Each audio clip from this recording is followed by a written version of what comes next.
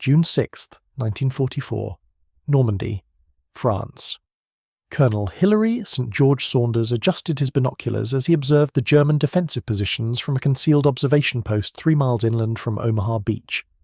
Through the morning haze, he could see panzer units repositioning toward what appeared to be a massive Allied build-up near Calais, exactly where German intelligence expected the main invasion force. What Saunders knew, and what would remain classified for 3 decades, was that those panzer divisions were racing toward an army that existed only in the imagination of the most audacious deception operation in military history. 200 miles north, near the Pas de Calais, Oberst Friedrich von Roen studied reconnaissance photographs that confirmed his worst fears. The aerial images showed endless rows of landing craft, tank formations stretching beyond the horizon, supply depots covering square miles of English countryside. Radio intercepts indicated General George Patton was commanding the 1st United States Army Group, preparing for what German intelligence calculated would be a 40-division assault on the shortest route across the English Channel. Von Roeni's analysis was methodical, professional, and completely wrong. Every tank he counted was inflatable rubber, every landing craft was plywood and canvas, every radio transmission was carefully scripted theatre. The most powerful German defensive positions in Western Europe were aimed at protecting against an invasion that would never come, deceived by an army of artists, actors, and sound engineers who had weaponized creativity itself. The 23rd Headquarters Special Troops, officially designated as a mobile headquarters unit, consisted of 1,100 men whose actual mission bore no resemblance to their cover story. They were painters from art schools, radio operators who specialized in mimicry, engineers who built movie sets, and sound technicians who recorded symphonies of mechanical deception. Their equipment included inflatable Sherman tanks that 2 men could carry, portable radio transmitters that could simulate entire divisions, and sound trucks capable of projecting the noise of armoured columns across miles of countryside.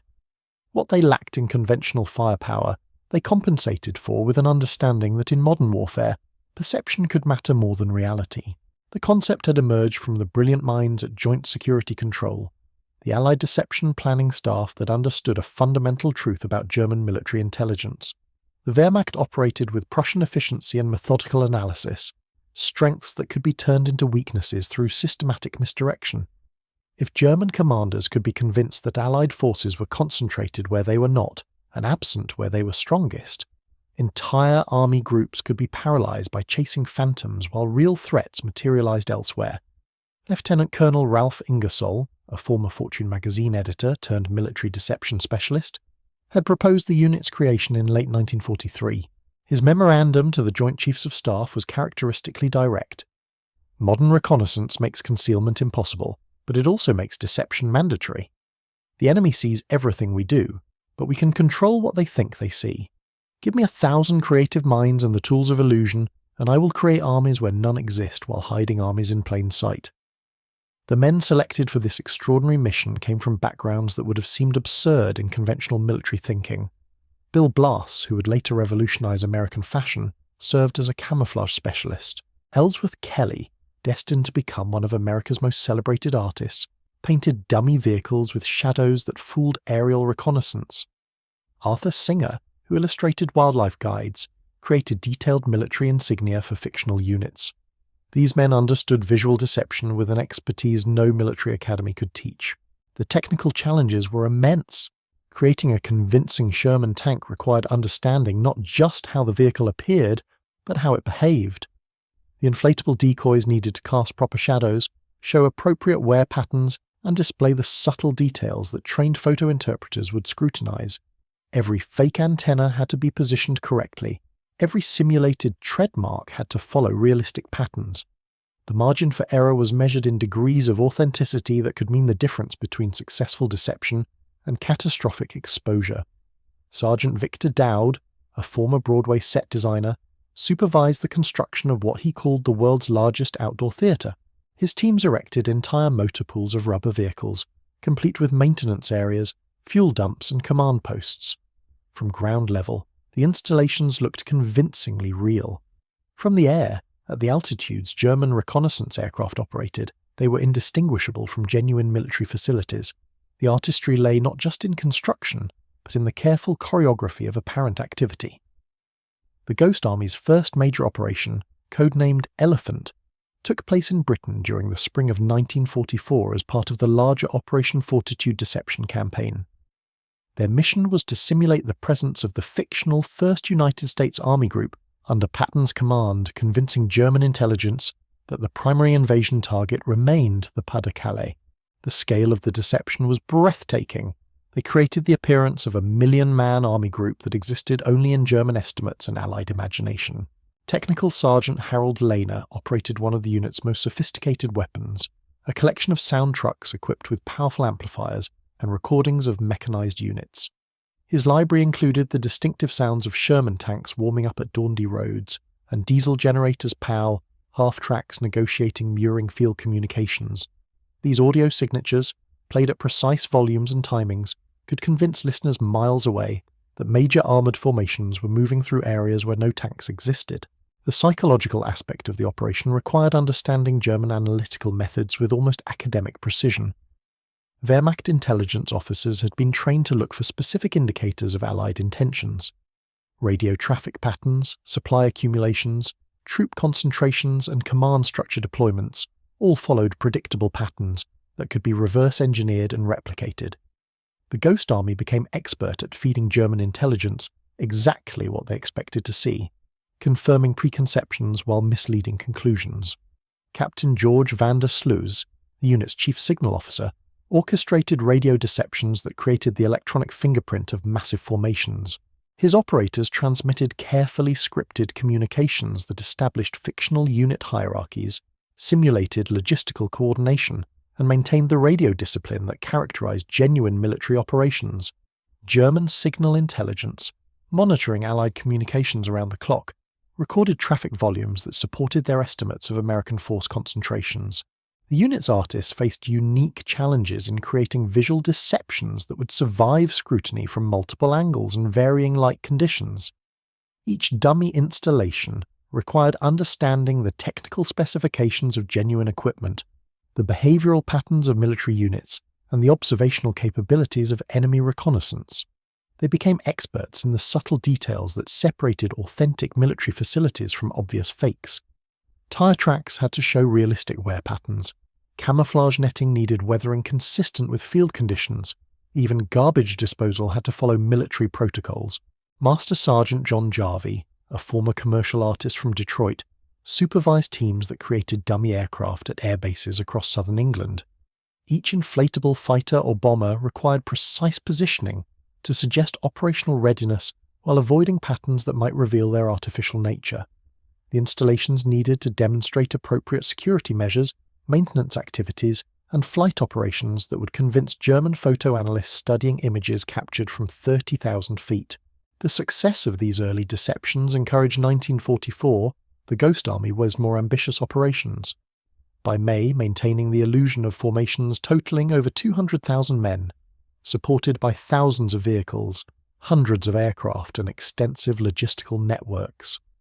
German intelligence dutifully reported these phantom forces, incorporating them into defensive planning that positioned significant reserves to counter threats that would never materialize. The complexity of coordinating multiple deception elements simultaneously tested organizational skills learned in civilian creative industries. Each operation required synchronizing visual displays, audio presentations, radio transmissions, and even carefully managed security leaks through double agents. The timing had to be perfect. A radio message indicating tank movement needed to coincide with sound truck operations, and dummy vehicle positioning to create a coherent narrative that German intelligence could assemble from multiple sources. Lieutenant Bob Tompkins, a former radio announcer, became expert at vocal mimicry, impersonating senior officers during staged telephone conversations that German wiretaps were expected to intercept. His performances required not just accurate voice reproduction, but understanding of military terminology, operational procedures, and the personal communication styles of the officers he portrayed. These theatrical skills, applied to military deception, created intelligence that German analysts found completely credible. The Ghost Army's success depended on exploiting fundamental assumptions about military behavior. German planners expected Allied forces to follow established patterns of concentration, supply, and deployment. By replicating these patterns artificially, the deception specialists could guide enemy analysis toward predetermined conclusions. The art lay in making the false appear inevitable, while the genuine seemed impossible. As D-Day approached, the Ghost Army's mission intensified. Every day that German reserves remained positioned against fictional threats was another day that genuine invasion forces could prepare without interference. The mathematics of deception were becoming clear. 100 men with inflatable tanks and sound equipment could immobilize thousands of enemy soldiers by creating threats that demanded response but would never arrive. The deception reached its crescendo on June 5, 1944, as German High Command issued final defensive dispositions based on intelligence that placed Patton's Phantom Army Group directly opposite Calais. Field Marshal Gerd von Rundstedt, commanding Army Group West, positioned the 15th Army's strongest formations precisely where the Ghost Army wanted them, guarding beaches that would remain empty while real Allied divisions stormed the Norman coast 200 miles away. At precisely 0300 hours on D-Day morning, while genuine assault forces approached Normandy, the Ghost Army initiated Operation Quicksilver's final phase. Technical Sergeant Lehner's sound trucks broadcast the mechanical symphony of armoured divisions preparing for assault across the Dover Strait. The audio barrage included tank engines revving at precisely timed intervals, the distinctive whine of tracked vehicles negotiating staging areas, and the mechanical cacophony of artillery pieces being positioned for pre-assault bombardment. German acoustic surveillance posts recorded activity levels consistent with final preparations for a 40-division assault. Simultaneously, Captain van der Sluis orchestrated the most complex radio deception of the war. His operators transmitted the electronic signature of an army group conducting final communications checks before launching the primary invasion. Fictional corps commanders received simulated weather reports. Logistical coordinators discussed ammunition distribution for units that existed only in German intelligence estimates, and air liaison officers coordinated with phantom squadrons preparing to support an assault that would never come. The visual component required extraordinary precision. Sergeant Dowd's teams had positioned inflatable landing craft in Dover Harbour with mathematical accuracy, creating formations that aerial reconnaissance would interpret as assault waves preparing for embarkation. Each dummy vessel cast shadows calculated to match the sun angle at expected German overflight times. Smoke generators created the atmospheric conditions consistent with intensive pre-invasion activity, while carefully positioned personnel moved among the installations with the purposeful activity German observers expected to see. Oberst von Roener's final intelligence summary, transmitted to Wehrmacht High Command at 0600 hours on June 6th, represented the Ghost Army's greatest triumph. His analysis concluded that the Normandy landings, despite their obvious scale, constituted a diversionary attack designed to draw German reserves away from the primary assault zone at Pas-de-Calais. The fictional 1st United States Army Group remained poised for the main invasion, requiring continued vigilance and the maintenance of defensive positions that would never be tested. The immediate success created new challenges. As genuine Allied forces established beachheads in Normandy, the Ghost Army faced the complex task of maintaining deceptions that had achieved their primary objective while preparing for new missions supporting actual combat operations.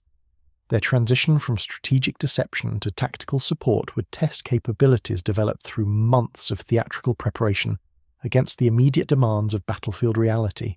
By June 15th, 1944, reconnaissance confirmed that German reserves remained concentrated against the Phantom threat, while Allied forces consolidated their Normandy positions with minimal interference from forces that should have been available for immediate counterattack. The 15th Army, Germany's most powerful formation in Western Europe, sat paralysed by expectations of an assault that existed only in the collective imagination of artists, sound engineers, and radio operators. The Ghost Army's success metrics were measured in German divisions that remained out of position, artillery batteries aimed at empty beaches, and Luftwaffe squadrons conserved for battles that would never occur. Intelligence estimates suggested that effective deception had neutralised nearly 200,000 German soldiers during the critical first weeks of the Normandy campaign, achieving strategic effects that conventional military units of similar size could never have accomplished. Lieutenant Colonel Clifford Simonson, the unit's new commanding officer following Ingersoll's promotion, began planning the next phase of operations as Allied forces prepared to break out from the Normandy beachhead. The Ghost Army would transition from creating phantom threats to concealing real ones, using their mastery of deception to hide genuine preparations for operations that would shatter German defensive lines across France. The complexity of supporting actual combat operations required new techniques. Instead of creating armies from nothing, they now needed to make real armies disappear while simultaneously projecting full strength in unexpected locations. The challenge demanded reversing their established methods, using the same tools that had created illusions to destroy them, while generating new deceptions that would support advancing Allied forces. Staff Sergeant Jack Macy, whose advertising background provided insights into mass persuasion techniques, developed protocols for rapid deployment of deception equipment under combat conditions. His teams practiced assembling dummy installations while under simulated artillery fire, creating the capabilities needed to support mobile operations where timing measured in hours rather than weeks would determine success or failure. The unit's first tactical deception, Operation Elephant II, began on July 18th as the British launched Operation Goodwood, their attempt to break through German lines east of Caen. While genuine armoured divisions prepared for assault, the Ghost Army created the appearance of massive American preparations for a completely different offensive 60 miles to the west near Saint-Vith.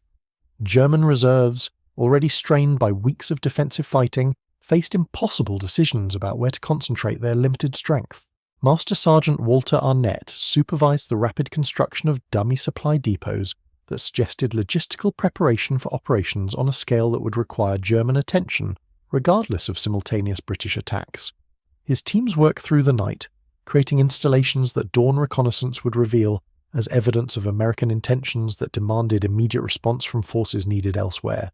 The audio component reached new levels of sophistication.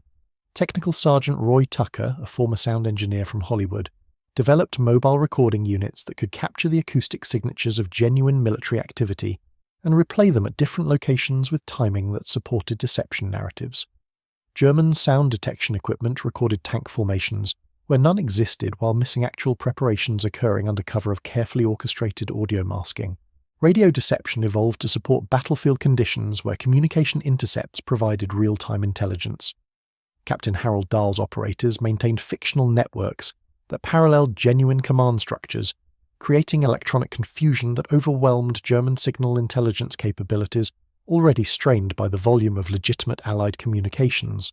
The success of tactical deceptions validated concepts that would revolutionize military thinking about the role of information warfare. Every phantom division created by the Ghost Army freed genuine formations for operations where their combat power could achieve decisive effects. The mathematics of force multiplication through deception suggested that creative minds equipped with appropriate tools could influence battles far beyond their apparent military significance. By August 1944, as Allied forces prepared for the breakout from Normandy that would lead to the liberation of Paris, the Ghost Army had perfected techniques that would support increasingly ambitious operations. Their methods had evolved from creating static illusions designed to fool aerial reconnaissance into dynamic deceptions capable of influencing battlefield decisions in real time. The unit's artists faced new challenges as they prepared to support mobile warfare across France. Equipment that required hours to position properly would need to be deployed and effective within minutes.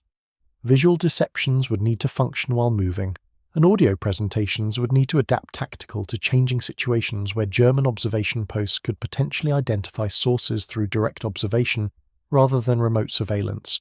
The transition from strategic to tactical deception marked a fundamental shift in the Ghost Army's mission.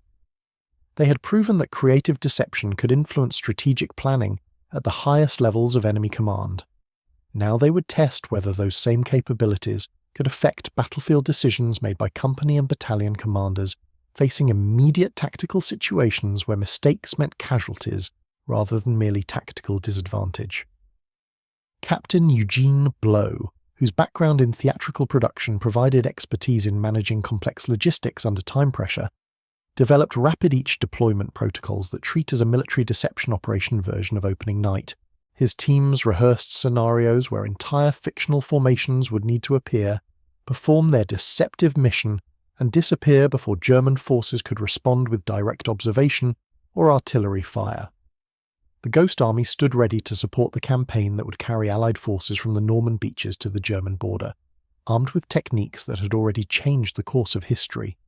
Their success had demonstrated that in modern warfare, The army that controlled perception could achieve victories impossible through conventional military means alone. The first test of rapid tactical deception came on August 1st, 1944, as Operation Cobra prepared to smash through German defensive lines near St. Lo. While Lieutenant General Omar Bradley concentrated 7 divisions for the genuine breakthrough attempt, the Ghost Army created the illusion that the primary American offensive would strike 50 miles east near Vire. The deception required unprecedented speed and precision.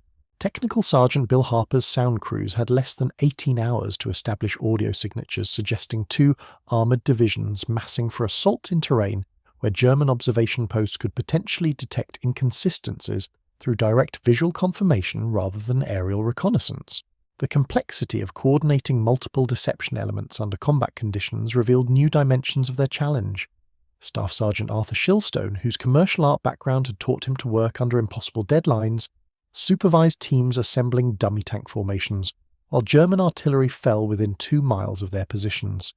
Each inflatable Sherman required perfect positioning to cast shadows that would convince German observers studying the installations through powerful telescopes from concealed positions in the Bocage countryside. The margin for error had shrunk from degrees measured in aerial photography to details visible to human eyes at distances measured in hundreds of yards. Sergeant Victor Lundy, a former architectural draftsman, developed camouflage techniques that functioned at multiple observation ranges simultaneously.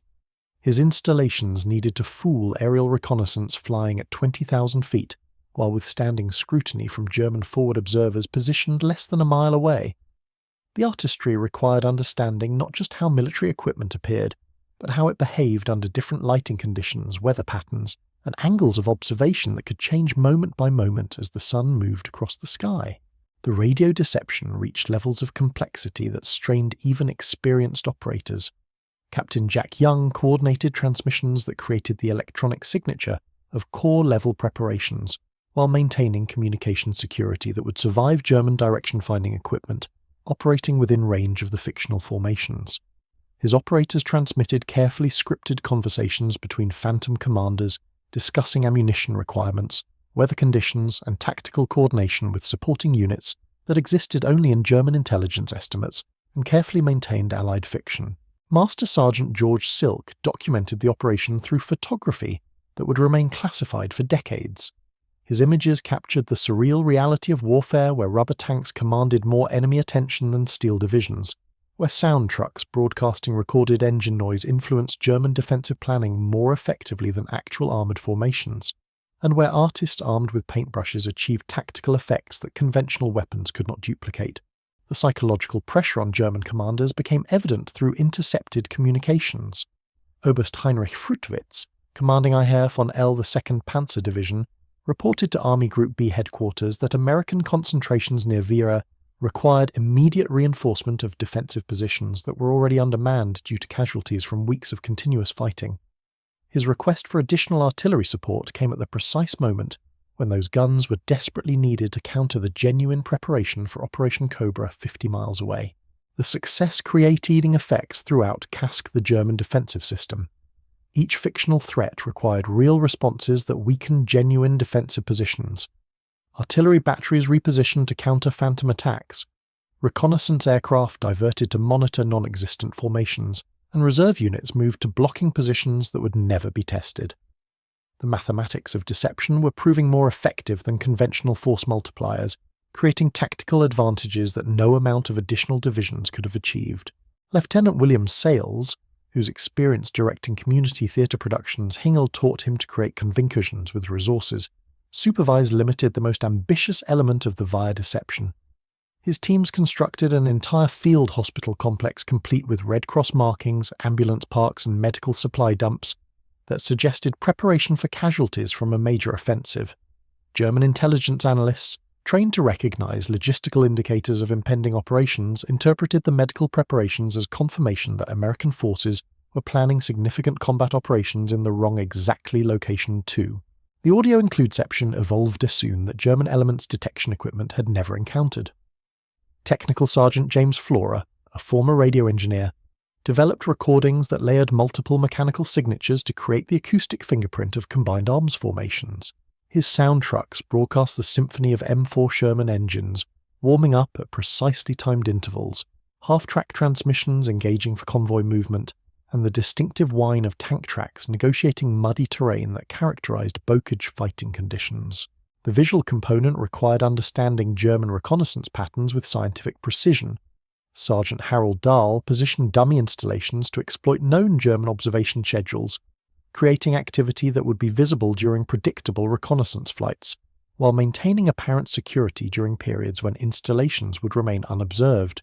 Each element of the deception needed to appear and disappear according to military protocols that German intelligence expected to see. The complexity of maintaining deceptions under combat conditions tested organizational capabilities, developed during months of preparation in relatively secure British bases. Now the Ghost Army operated within range of German artillery, under observation from enemy positions that could potentially expose inconsistencies through direct visual contact, and according to timetables measured in hours rather than days. Every element of their theatrical production needed to function flawlessly despite conditions that would challenge experienced combat units. Captain Ellsworth Kelly, whose artistic training had taught him to observe details that others missed, identified the subtle indicators that could betray artificial installations to trained observers. Vehicle tracks needed to show realistic wear patterns that matched apparent unit sizes. Camouflage netting required weathering consistent with field conditions. Even the positioning of individual soldiers needed to reflect military protocols that German observers would recognize as authentic or dismiss as obviously false. The radio operators faced the challenge of maintaining fictional communications networks while operating within range of German direction-finding equipment that could potentially locate transmission sources with dangerous accuracy. Staff Sergeant Bob Tompkins coordinated mobile transmitter deployments that created the electronic signature of headquarters elements, while avoiding triangulation techniques that could expose the deception through technical analysis rather than content interpretation. The success of the VIA deception contributed directly to Operation Cobra's breakthrough on July 25th. German reserves that should have been available to reinforce St. Lo remained positioned against threats that existed only in carefully crafted intelligence reports and meticulously maintained Allied metfiction. The Panzer-Lehr Division, one of Germany's most effective armoured formations, sat paralysed by expectations of American attacks that would never materialise while genuine Allied forces achieved penetrations that shattered defensive lines throughout Normandy. Intelligence estimates suggested that the deception had neutralised nearly 20,000 German soldiers during the critical first days of the breakout, achieving tactical effects equivalent to removing an entire division from enemy defensive calculations. The Ghost Army had proven that creative deception could influence battlefield decisions at the operational level, affecting combat outcomes through methods that no conventional military unit could replicate. The rapid success of Operation Cobra created new challenges as Allied forces began their race across France toward the German border. The Ghost Army would need to support mobile operations where deception requirements changed daily, where fictional formations needed to appear, perform their missions, and disappear according to schedules that matched the tempo of advancing armoured spearheads, moving at speeds that German defensive planning had never anticipated. Lieutenant Colonel Simonson received orders on August 5th to prepare for Operation Quicksilver II, a deception campaign designed to convince German High Command that the primary Allied advance would strike toward the Saar Basin, rather than the more direct route through Belgium toward the Ruhr industrial region. The mission would require creating the illusion of a million-man army group pivoting south, while genuine forces prepared for advances that would liberate Paris within weeks and reach the German border before winter. The scale that had never been attempted under deception demanded techniques of the new combat conditions. Master Sergeant Georgander Sluis developed protocols for maintaining fictional radio networks, while supporting formations that moved 50 miles daily, requiring communication equipment that could be relocated, camouflaged, and made operational within hours of arrival at new positions. His operators would need to maintain the electronic signatures of phantom headquarters while operating from locations that changed faster than German intelligence could analyse and respond to intercepted transmissions. The visual deception would require unprecedented coordination between multiple elements operating across hundreds of miles of liberated French territory. Sergeant John Jarvie supervised teams that would create dummy installations, maintain them long enough to be observed and reported by German reconnaissance, then dismantle them and relocate according to movement schedules that paralleled the apparent advance of fictional formations toward objectives that would never be attacked.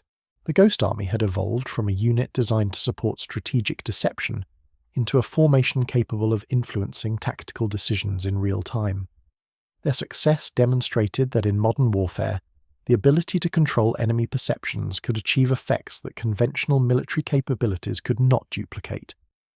As Allied forces prepared for the final campaigns that would carry them into Germany itself, the artists, sound engineers and radio operators of the 23rd Headquarters Special Troops stood ready to support operations that would test their capabilities against increasingly desperate German forces fighting for their homeland's survival. The transition from liberation warfare in France to invasion warfare in Germany would demand new levels of deception sophistication. German intelligence services, operating on familiar terrain with shortened communication lines and increased surveillance capabilities, would prove far more difficult to deceive than forces fighting in occupied territory hundreds of miles from their primary intelligence centres. Staff Sergeant Harold Lehner began developing audio signatures that would function in the different acoustic environment of German industrial regions, where the background noise of factories, railroads, and urban areas would mask some deception techniques, while making others more detectable to trained listeners with local familiar. His sound-conditioned trucks would need to project mechanical signatures that convinced German observers without being exposed by inconsistencies that local knowledge could identify. The radio deception faced the challenge of operating within range of German homeland communication networks that could potentially identify fictional transmissions through technical analysis rather than content interpretation.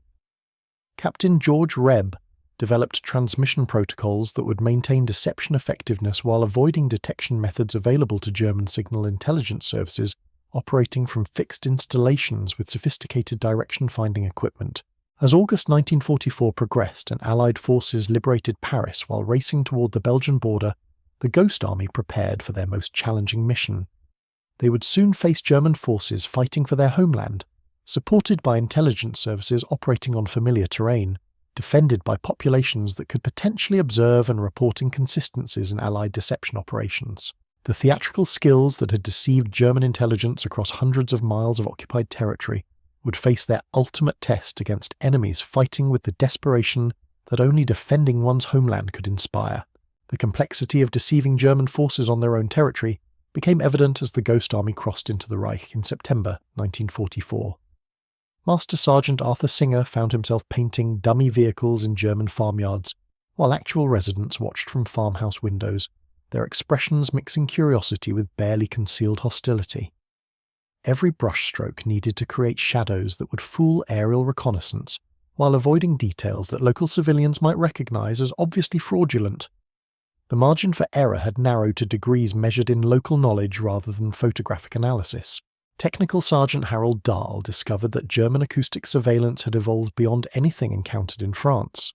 Operating from permanent installations with sophisticated recording equipment, German listeners could distinguish between genuine and recorded mechanical sounds with precision that rendered many established deception techniques useless.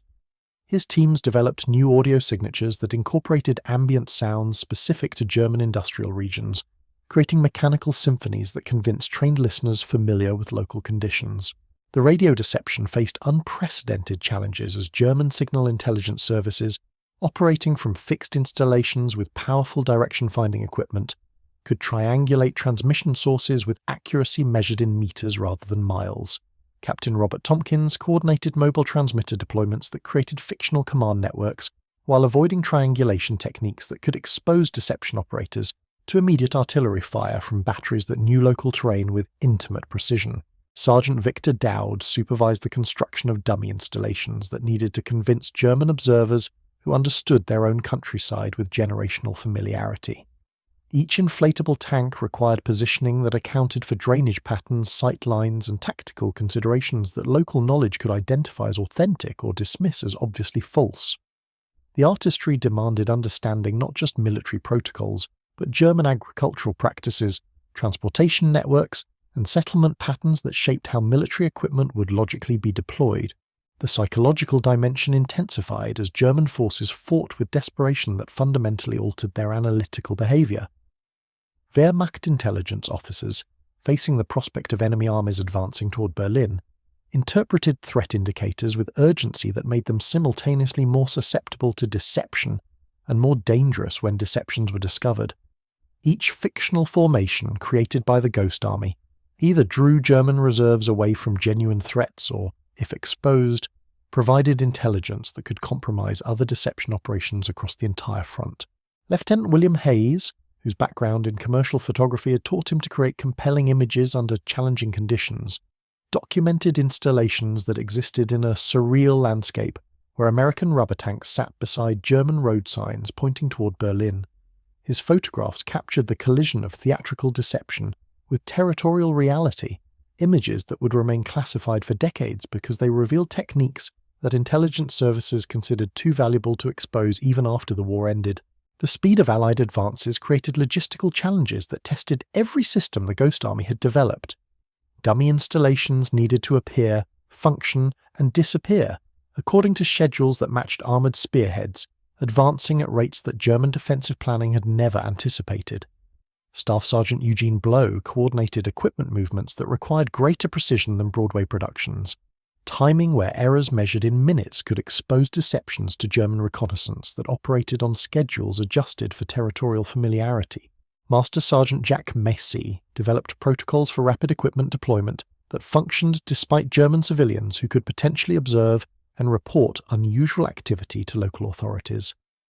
His teams practiced assembling inflatable formations under conditions where every movement might be watched by eyes that understood local patterns well enough to identify anomalies that would escape casual observation. The theatrical aspects of deception warfare had evolved into performance audiences art conducted before, whose local and potentially knowledge made hostile critics. The audio component required understanding German industrial soundscapes with scientific precision. Technical Sergeant James Flora recorded ambient noise from captured German facilities, creating acoustic libraries that could mask deception sounds, while providing realistic background signatures that convinced listeners familiar with local conditions. His sound trucks broadcast mechanical signatures layered with environmental audio that reflected seasonal changes, weather patterns, and industrial activity that German observers expected to hear. Captain Ellsworth Kelly faced challenges that tested artistic skills against intelligence analysis conducted by officers who knew their territory with intimate familiarity. Each dummy installation needed to reflect tactical decisions that German commanders would recognize as militarily sound, positioned according to terrain considerations that local knowledge could verify as authentic. The visual deception required understanding not just how American military equipment appeared, but how it would logically be deployed by commanders who understood German defensive advantages. The radio operators discovered that German homeland communication networks provided intelligence services with analytical capabilities unavailable in occupied territories. Sergeant Harold Lehner coordinated transmissions that maintained fictional networks, while avoiding detection methods that could identify transmission sources through technical analysis rather than content interpretation. His operators transmitted carefully scripted communications that reflected operational security procedures that German intelligence expected to monitor. The success metrics evolved as German forces concentrated against threats that existed primarily in carefully maintained Allied fiction. Intelligence estimates suggested that effective deception had influenced defensive deployments throughout the Rhine Valley, positioning German reserves according to threat assessments that reflected Ghost Army capabilities rather than genuine Allied intentions. Each Phantom division created by rubber tanks and recorded sounds either drew enemy forces away from actual operations or provided intelligence that could compromise future deception efforts. Lieutenant Colonel Simonson received intelligence reports indicating that German High Command had identified several Allied deception operations while remaining convinced that other fictional formations represented genuine threats requiring immediate defensive responses. The partial exposure-ception techniques of decreated opportunities for counter-deception that could potentially turn German knowledge of Allied methods into weapons against German defensive planning itself. The Ghost Army adapted to intelligence warfare that operated at speeds matching the tempo of mechanized combat.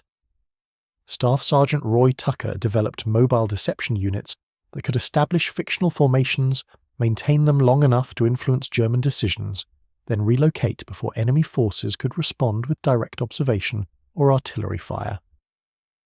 The theatrical production had evolved into performance art conducted under combat conditions, where audience criticism could result in immediate and lethal consequences. Master Sergeant George van der Sluys coordinated radio networks that created the electronic signature of Phantom headquarters, while supporting genuine formations that moved according to operational schedules measured in hours rather than days. His operators maintained fictional communications that reflected command decisions, logistical coordination, and tactical planning that German intelligence analysed for indicators of Allied intentions that existed primarily in carefully crafted deception narratives.